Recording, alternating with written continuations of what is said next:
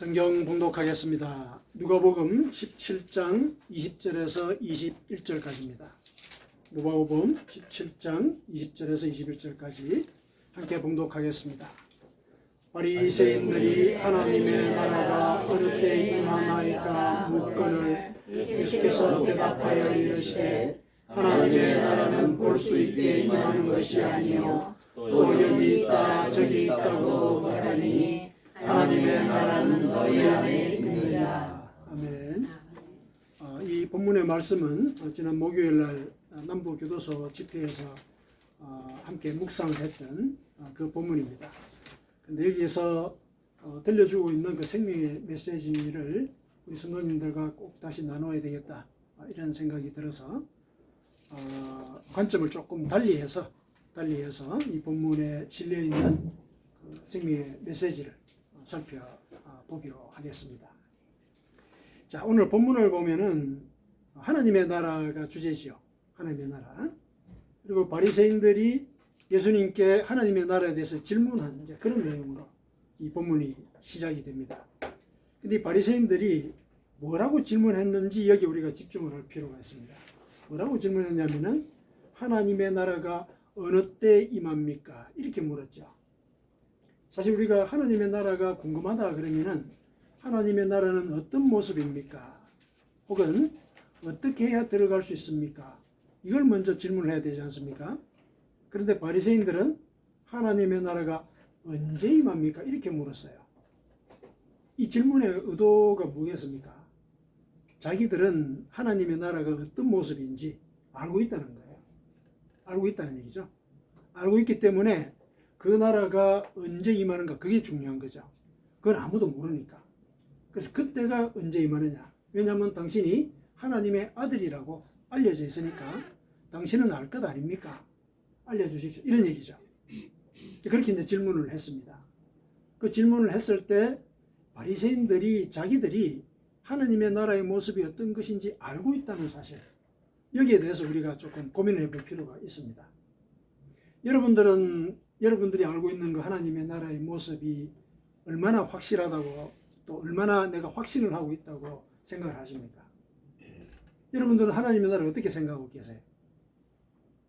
이런 질문이 주어졌을 때 하나님의 나라를 설명할 수 있으시겠습니까? 하나님의 나라. 아마 제일 편리하게는 지금의 현실의 고통과 반대되는 상황이겠죠. 그렇지 않겠습니까? 그게 사실은 제일 긴급한 구원의 목적이고, 그것을 벗어나면은 천국이 올 것 같다. 그게 솔직한 우리 심정이죠. 그렇지 않습니까? 사실은 그렇거든요. 그리고 그러한 우리의 성향이 사실은 틀린 건 아니에요. 틀린 건 아닙니다. 왜냐하면은 요한계시록에 보면은 새하늘과 새 땅이 내려온다 그러지 않습니까? 거기서는 눈물도 없고 애통하는 것도 없고 고통하는 것도 없을 것이다. 그렇게 얘기하고 있지 않습니까? 그게 바로 이 현실의 고통을 벗어난 상태이지 않습니까? 그렇다면은 우리가 그리는 하나님의 나라, 현실의 고통을 벗어난 조건일 것이다. 그런 모습일 것이다. 그렇게 상상하도 틀리지 않는다는 얘기예요. 틀리지는 않습니다. 그런데 이제 그 점에서 우리가 거기서 조금 더 나가게 되면은 그렇게만 생각을 한다면은 천국의 모습을 항상 현재와 연관을 시키는 거죠. 현재의 조건에 따라서 천국의 모습이 달라지는 거예요. 그렇지 않겠습니까? 지금은 예를 들어서 내가 시험에 합격하고 싶다 말이죠. 예를 들어서 그러면 합격한 그 상황이 천국이 되는 거죠. 그렇다는 거죠. 지금은 병에 낫고 싶다. 병 나은 상황이 천국이 되는 거란 말이죠. 이렇게 천국의 모습이 현재 고통의 모습의 결부가 되어버린다는 얘기죠. 틀린 건 아닌데 천국의 그 모습 자체가 현재의 조건에 구속이 되어버린다는 얘기예요. 그런 점이 있다는 것이죠. 그 점을 우리가 유의를 해볼 때, 천국은 영원한 하나님의 나라인데 천국이라는 것 자체도 영원한 속성이 있을 수 있겠다. 그렇다면 현재의 조건에만 결부시켜서는 안 되겠다. 이런 생각을 할 수 있는 거죠. 그런 생각을 할 수 있는 겁니다. 그래서 천국이라고 우리가 얘기했을 때 사실은 그 영원한 가치를 우리가 염두에 두면서 모습이 어떠할까 우리가 상상을 할 수가 없어요. 그렇지 않습니까? 우리는 이 땅에서 한정된 시간을 살고 한정된 상상력을 갖고 사실 하나님을 바라보면서 가지 않습니까?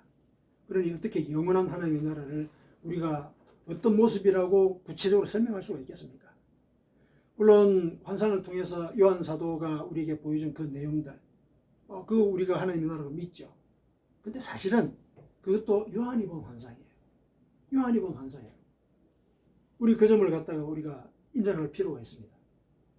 요한이 환상 속에서 하나님으로부터 직접 계시를 받고 그랬기 때문에 분명히 그런 모습일 거는 분명한데 그것도 요한의 환상과 요한의 관점 속의 하나님이라는 거죠. 하나님의 모습은 그보다도 더 크고 인간의 언어로 묘사할 수 없는 그런 장소이자 그런 개념인 거죠. 그렇다면 이 하나님의 나라를 알고 있다라는 생각을 갖고 사는 바리새인들, 이 사람들은 도대체 어떤 생각을 갖고 살까? 이런 생각을 우리가 해볼 수가 있겠죠.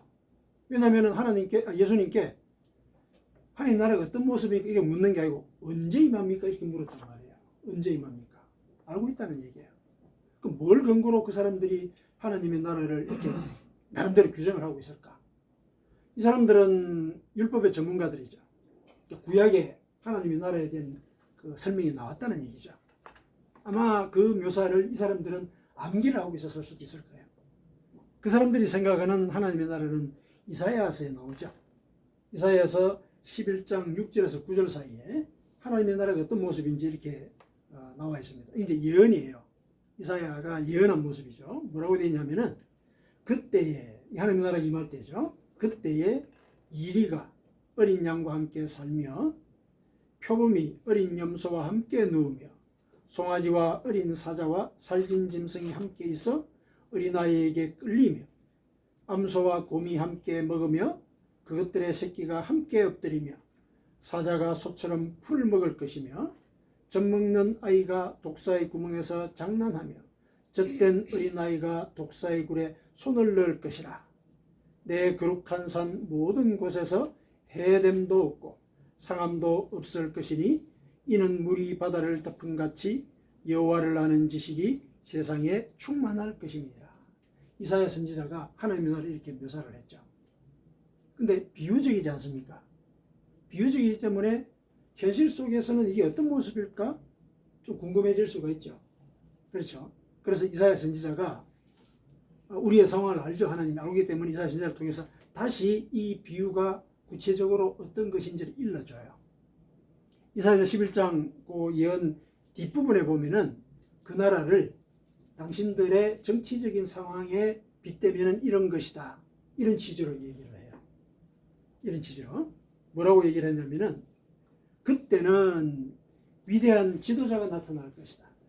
메시아가 나타날 것이라 그랬어요. 메시아가 나타나서 이스라엘이 강대국의 압제로부터 벗어나고 그 다음에 부족 간의 질투와 갈등이 사라지고 주변의 이방 민족을 정복하게 된다. 이렇게 얘기를 해요. 좀 더 구체적으로 다가오죠. 그렇죠? 그렇다면 바리새인들이 생각하고 있는 그 천국의 모습은 이것이겠죠. 왜냐하면 지금 그들이 처한 그 상황도 딱 요 이사야의 예언과 사실상 반대되는 상황이잖아요. 로마의 제국의 지배를 받고 있고 강대국의 압제를 받고 있잖아요. 그죠? 강대 압제를 받고 있고 부족 간에서 사실은 부족의 개념도 사실 없어져 버렸어요. 긍정적인 개념이 아니죠. 거의 사실은 부족 자체가 경계가 허물어져 가지고 이방 민족하고 막 섞여 사는 그런 상황이 돼 버리거든요. 부족 간에 서로 평화를 이루고 이런 상황이 아닌 거예요.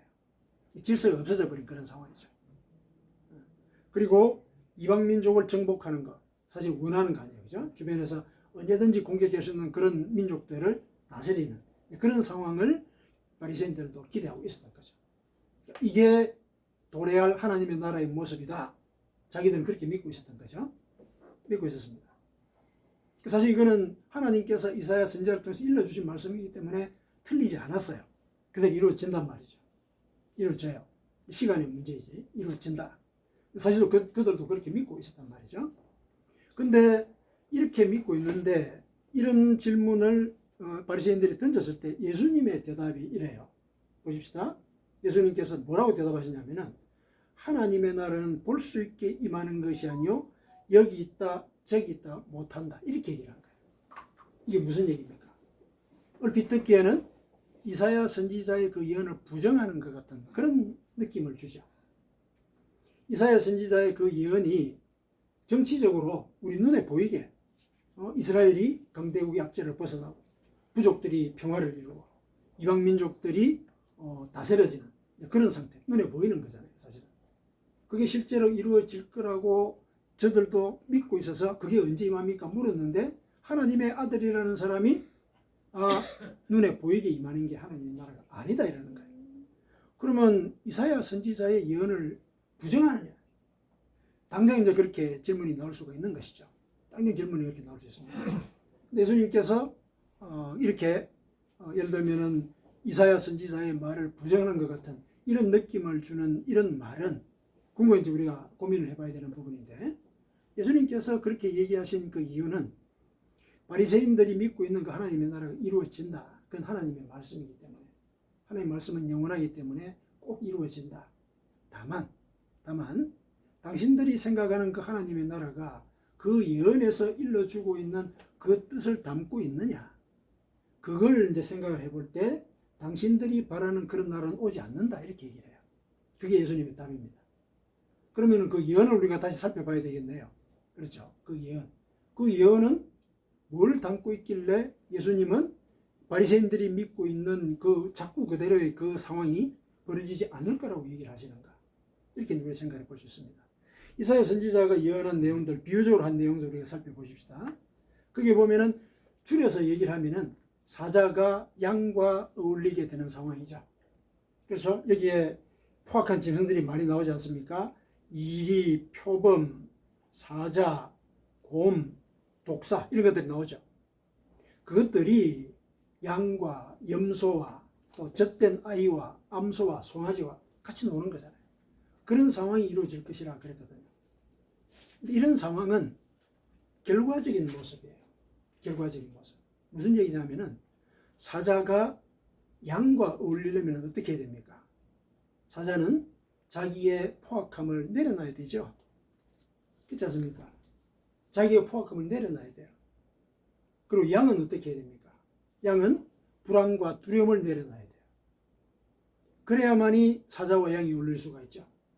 요는 그런 이사야서의 그 예언이 이루어지기 위해서는 예를 들면은 민족의 지도자라는 사람이 사자나 곰의 본성을 갖고서 여전히 백성들을 지배하려고 하고 그런 권세를 내려놓지 않으려고 하는 그런 자세로는 이루지 못한다.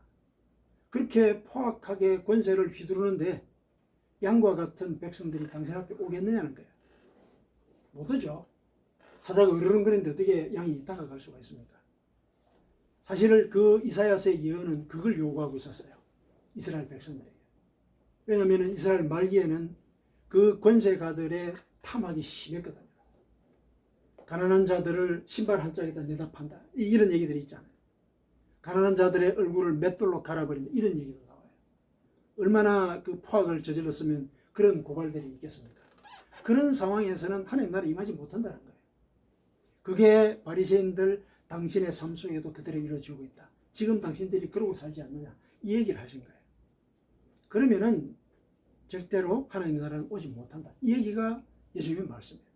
절대로 눈에 보이게 하나님의 나라가 오지 못한다. 하나님의 나라를 이루기 위해서는 당신들이 해야 되는 일이 있다는 거죠. 신앙적으로 얘기하면은, 그리고 영적으로 얘기하면은, 예를 들어서 우리가 우리의 욕망이 이루어지기를 바라는데 우리의 그 욕망을 내려놔야 된다는 얘기예요. 하나님의 뜻에 따라서. 그때 하나님의 나라가 임한다는 거죠. 왜냐하면 하나님의 나라이기 때문에 하나님의 뜻이 실현되는 자리에 되거든요. 거기에 하나님의 나라가 임한다는 얘기예요. 그렇다면은 바리새인들, 당신들이 지금 누리고 있는 그 권세, 그거 내려놔야 된다는 거죠. 당신들은 지금 사실은 다윗의 이 전성기의 그런 번영을 기대하면서 그게 오면은 자기들이 여전히 지배적인 자리에 앉아가지고 백성들을 누르고 또 그들에게 탐악한 짓을 저지르는 그 생각만 하고 있지 않느냐. 그래서는 이 하나님의 나라가 이루어지지 않는다. 그 얘기를 하신 거죠. 당신들 마음속에 그 탐악을 내려놓으라는 얘기죠. 탐심을 내려놔라. 우리 같으면은 우리 속에 정욕과 탐심을 내려놔야 된다. 그 얘기를 사실 하신 거예요. 그래서 이어서 뭐라고 그러셨어요? 하나님의 나라는 너희 안에 있다. 이렇게 얘기해요. 너희 안에 있다. 이게 무슨 말입니까? 너희 안에 있다는 게. 당신들이 생각하는 하나님의 나라는 그야말로 당신 속에만 있는, 당신들의 생각 속에만 있는 그런 하나님의 나라다. 당신들의 탐욕으로 그려낸 그런 하나님의 나라다. 이런 얘기예요. 이 하나님의 나라는 너희 안에 있다라는 이 말이 이 문구만 똑 떼내면은 여러 가지 해석의 여지들이 있죠. 하나님의 나라가 우리 안에 있다. 그렇죠? 그 말이죠. 그 말은 하나님의 나라는 우리 마음먹기에 달렸다. 예를 들어서 우리가 해석하기에 따라서 달렸다. 그러면은 여기도 천국이 되고 또 저기도 천국이 되고 이렇게도 해석할 수 있다. 그렇다면 굳이 우리가 천국이라는 그 장소적인 개념에 이 몰입이 될 필요가 없다. 이렇게까지 얘기할 수 있는 부분이 생기거든요. 이거는 뭐 교리적으로나 우리 신앙적으로 맞지 않는 얘기예요. 뭐 생각만으로 모든 천국이 이루어진다 그러면 사실은 하나님을 믿을 필요도 없는 거죠. 내가 생각하는 그곳이 천국이라면 하나님이 내 속에 있을 필요도 없는 거거든요. 그 해석이 전개가 되면 그렇게까지 간다는 얘기예요. 그것을 예방을 하려고 이 구절을 이 안에를 가운데다 이렇게 해석해봐라. 이런 이제 그 권고가 있긴 있었어요. 너희 안에 하나님의 나라가 있다서 안이라는 걸 가운데라고 해석하자. 물론 그 그리스어 속에 이 안이라는 말이 가운데라는 이제 그런 뜻도 있기는 있어요. 있긴 있습니다. 어쨌든 가운데라고 우리가 해석을 해볼 때 그건 어떤 의도로 그렇게 해석을 권고하느냐면은 너희 안에 하나님의 나라가 있다고 했을 때 그 너희 안이 가운데라면은 이 가운데는 지금 그 자리예요. 바리새인들 가운데 하나님의 나라가 있다는 거죠. 그러니까 그 하나님의 나라는 예수님이죠. 그렇죠? 그 예수님이 이 땅에 하나님의 나라를 선포하러 오셨고 또 그분의 모든 행적들이 하나님의 나라를 군데군데 세우는 일들이었잖아요. 치료하고 병을 치료하고 또 무지몽매함을 깨치고 또 천국의 복음을 가르치고 이 모든 것들이 사실은 천국을 세우는 일들이거든요. 그 일을 하고 계셨다는 말이죠. 그럼 그분이 천국인 거예요. 그분이 천국인 것이죠. 그러면은 너희 가운데 하나님의 나라가 있다. 이걸 일러주시는 것은 바리새인들이여 영혼의 눈을 열고 내가 바로 천국이고 내가 하나님의 나라의 뜻을 구현하고 있다는 걸 알아라. 이렇게 이제 해석을 할 수 있는 거죠. 물론 이제 그렇게 해석을 해볼 수는 있긴 있는데 어쨌든 이 원문 자체는 이제 어쨌든 아니라고 해석이 되는 게 유력하고 그 다음에 이 본문이 나와 있는 맥락을 쭉 살펴보니까 요 하나님의 나라 너희 안에 있느라는 이 말씀은 바리새인들에 대한 비판이에요. 바리새인들에 대한 비판. 당신들이 가지고 있는 하나님의 나라는 당신들 생각 속의 하나님, 당신들의 욕심으로 만든 하나님이다. 이런 뜻이에요. 이런 뜻이에요. 그렇게 이해하실 필요가 있는 거죠. 물론 이제 우리가 이 말씀 자체를 실제로 많이 암기를 하면서 어쨌든 하나님의 나라가 내 속에 있으면 좋겠다 이 생각을 하잖아요. 그렇죠? 예수님은 이 말씀을 비판적으로 얘기하셨지만은 이 말씀이 사실은 우리 신앙의 또 목표예요. 하나님의 나라가 내 속에 있으면 얼마나 확신에 찬 신앙생활을 할 수가 있겠습니까? 그렇죠? 그래서 실은 이 말씀 자체를 좀 중의적으로 우리가 좀 이해할 필요는 있습니다. 그러니까 두 가지 뜻이 합쳐져 있는 거예요. 예수님의 본래 의도는 비판한 거예요. 비판한 것이죠. 그 비판을 통해서 하나님의 나라의 뜻을 깨닫고 진정한 하나님의 나라가 너희 속에 있기를 바란다. 이런 뜻이란 말이죠. 이런 뜻으로 이제 바리새인들이 읽어졌습니다. 그러면 이제 예수님께서 천국을 이루는 이제 조건을 사실은 알려주신 거잖아요. 천국에 들어가는 조건이에요. 사실은 이게. 그렇죠? 천국에 들어가는 조건을 일러주신 셈이죠. 네 욕망을 하나님의 뜻에 따라서 내려놓으라는 얘기예요. 내려놓으라. 근데 이 욕망을 내려놓기 전에 바리새인들을 한번 보십시다. 바리새인들은 하나님을 믿는다고 하는 사람들이잖아요. 하나님을 믿는다라고 하는 사람들인데 하나님의 아들을 죽이려고 하고 있어요. 굉장히 큰 모순인데 자기들은 모르죠. 그 사실을. 왜 모를까? 이 모른다는 그 요소, 모르는 그 요소 때문에 실은 그들 마음속에 하나님의 나라가 임하지 못하는 거예요. 그럼 그게 뭘까? 그걸 우리가 살펴봐야 되거든요. 바리새인들은 우리가 욕망만으로 하나님을 우리가 기대하고 하나님의 나라를 상상하는 그런 우리라고 우리가 본다면은, 그러면 우리의 어떤 요소가 우리의 욕망을 내려놓지 못하게 하는가? 이거 우리가 살펴봐야 되죠. 하나님을 믿는다고 하는데 왜 우리가 그 욕망을 내려놓지 못하고 우리 속에 하나님 나라를 모시지 못하는가? 이거 살펴봐야 되죠. 그러면 이제 이 바리새인들이 영적으로 어떤 존재인지를 맥락을 따서 살펴볼 필요가 있습니다. 그 맥락은 오늘 본문 그 앞에서부터 우리 살펴봐야 되겠죠. 오늘 본문 앞에 무슨 사건이 있었냐면은 10명의 나병 환자를 예수님께서 고쳐주셨어요. 10명의 나병 환자를 고쳐주셨어요. 그리고 그들에게 뭐라 그러셨어요? 너희 몸을 제사장들에게 가서 보여라, 이렇게 얘기를 했어요. 그 뭐냐면은 낫게 될 것이니까 제사장의 확인을 받아서 너희 공동체로 돌아가라, 이 얘기거든요. 이들이 그걸 믿었어요. 그래가지고 각기 그 지역에 있는 제사장들을 찾아가고 있었죠. 찾아가고 있었는데 가는 도중에 그들이 다 나왔어요. 다 나왔습니다. 근데 그러고 난 뒤에 무슨 일이 있었습니까? 그들 중에 사마리아 출신의 나병 환자만 예수님께 찾아왔어요. 그래가지고 하나님께 경배를 올렸죠. 감사를 올린 거예요. 구원의 감사를. 그때 예수님께서 뭐라 그러시냐면은 10명이 나음을 받았는데 나머지 9은 어디 갔나요? 어찌 이 자리에 저 이방인만 와 있느냐, 이런 얘기를 해요. 저 사람이라고 안 하고 저 이방인만 와 있느냐, 이렇게 얘기를 해요. 그렇게 얘기를 하거든요. 그러고 난 뒤에 예수님께서 그 이방인에게 뭐라고 얘기를 하시냐면은 내 믿음이 너를 구원했다, 이렇게 얘기를 해요. 내 믿음이 너를 구원했다, 그 얘기를 합니다. 자, 여기서 그 사마리아 사람을 두고 특히 이방인이라고 지목했던 이 사건과 바리새인을 연결할 필요가 있는 거죠. 왜냐하면 바리새인들은 유대인 중에 유대인들이잖아요. 순수 혈통, 그죠? 이런 걸 주장하는 사람이 유대인 순수 혈통. 유대인 중에 유대인들이에요. 유대인들의 유대인과 사마리안, 이방인이 비교가 되고 있는 거예요. 그 상황에서. 그러니까 바리새인들은, 그러니까 사마리아인에 비하면은 구원에 대한 감사를 모르는 사람들이라는 얘기예요. 구원에 대한 감사를. 그게 10명의 나병 환자를 고치신 그 사건과 이 사건, 이 바리새인과의 대화의 이 사건이 연결되는 그 지점이에요. 바리새인들은 구원받은 자리에 있음에도 불구하고 구원받았다는 사실에 대해서 감사할 줄 모르는 사람들이라는 거죠. 감사할 줄 모르는 사람들. 구원의 기쁨에 대해서 확신이 없기 때문에 감사를 못하는 거거든요. 그러니까 감사를 못한다는 얘기는 구원에 확신이 없는 사람들이라는 얘기예요. 구원에 확신이 없는 사람들. 그러니까 하나님의 말씀에 따라서 정욕과 탐심을 내려놓고 하나님의 나라를 마음에 받아들이지를 못한다는 얘기예요. 문제가 거기 있는 거죠. 예수님께서 오늘 바리새인들에게 사실은 두 가지를 가르치신 거예요. 두 가지를 가르치셨어요.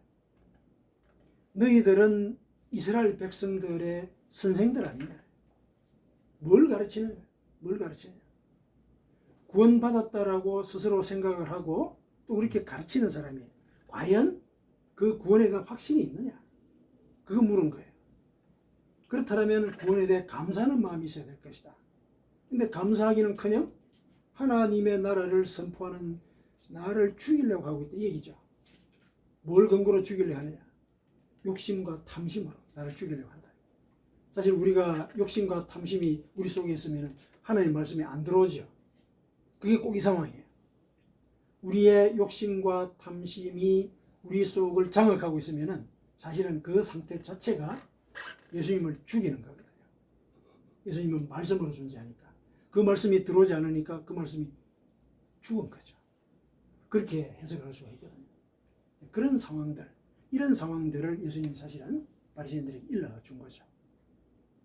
그래서 하나님의 나라가 너희 안에 있느니라 얘기했을 때 진정 이 문자 그대로의 상황이 벌어지게 되려면은 그 두 가지 사항들을 우리가 유념해야 된다는 얘기죠.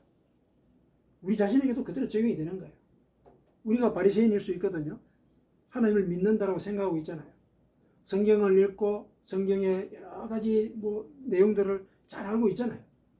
다른 사람들이 보면 하나님을 믿는 자, 거룩한 자로 산다라는 인정을 하기도 해요. 근데 그 내면 밑바닥에, 내 내면 밑바닥에 내가 구원을 받았다는 사실을 감사하고 있느냐? 감사하고 있느냐? 감사는 확신의 표시죠. 그렇죠? 확신하니까 이게 나한테 주신 은혜다. 확신하니까 감사하는 거거든요. 그 점을 우리가 물어봐야 돼요. 하나님의 나라를 내 속에 모시려면 첫째로 내가 구원받았다는 사실에 대해서 감사하고 있느냐. 감사하고 있느냐. 이거 물어봐야 됩니다. 지금 물어보십시오. 여러분은 하나님의 구원을 받은 사실에 대해서 감사하고 있습니까? 그게 중요합니다. 그 고백이 중요해요. 그래서 그 감사의 마음이 예를 들면 내 속에 정욕과 탐심을 바라보게 되는 거예요. 정욕과 탐심을 내려놓기 얼마나 어려워요. 이 정욕과 탐심이 사실 천국의 모습까지도 바꿔요. 바리새인이 그러고 있지 않습니까? 천국의 모습을 내 속에 있는 정욕과 탐심이 바꾸는 거예요. 생각도 바꾸고 하나님도 죽이는 거예요, 사실은. 그런데 감사하는 마음이 있으면 자발적으로 내려놓는 거죠. 감사하니까. 우리가 인간관계에서도 그럴 수 있지 않습니까? 인간관계에서도. 내가 정말 감사한 그런 사람은 그 사람의 생각이나 뜻을 따르려고 하잖아요. 내 생각을 접어놓고. 똑같은 거죠. 똑같은 거예요. 그 상황들을 우리가 염두에 둘 필요가 있습니다. 그게 하나님의 나라를 내 속에 있게 하는 조건인 거예요. 구원에 대한 감사와 감사에 의해서 내 마음속에 정욕과 탐심을 내려놓는 것. 그게 조건이에요. 그게 하나님 나라에 들어가는 조건이기도 하죠. 그래서 하나님의 나라는 너희 안에 있느니라 이 말씀은 다소 좀 중의적인 그런 뜻을 갖고 있다. 1차적으로는 바리새인들, 소위 믿는다라고 하는 사람들에 대한 일종의 경고 그리고 비판이자 또 그 경고와 비판을 통해서 우리의 영의 눈을 열어놓고자 하신 하나님의 뜻이 실려있는 그런 말씀이다. 이렇게 기억을 하십시다. 사랑하는 성도 여러분, 우리가 천국에서 만나봐야 되지 않겠습니까? 천국은 분명히 있습니다. 장소적인 개념이에요. 장소적인 개념이야. 근데 그 세계가 영원하기 때문에 우리가 여기 있다 저기 있다 못하는 거예요. 이유가 그거예요. 그래서 장소가 없는 것처럼 여겨지기도 하죠. 오히려 개념처럼 여겨지기도 한다는 거죠. 그렇게 여겨지는 이유가 영원하기 때문에 그런 거예요. 영원하기 때문에. 우리가 포착할 수가 없어요.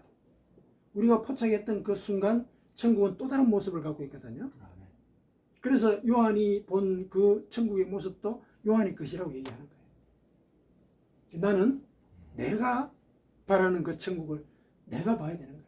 내 눈으로. 우리가 봐야죠. 과연 요한이 봤던 그 천국이 어디 있는가? 그거 내가 가서 확인해야 되는 거예요. 그런 목표를 갖고 우리가 같이 살아가십시다. 아멘. 아멘.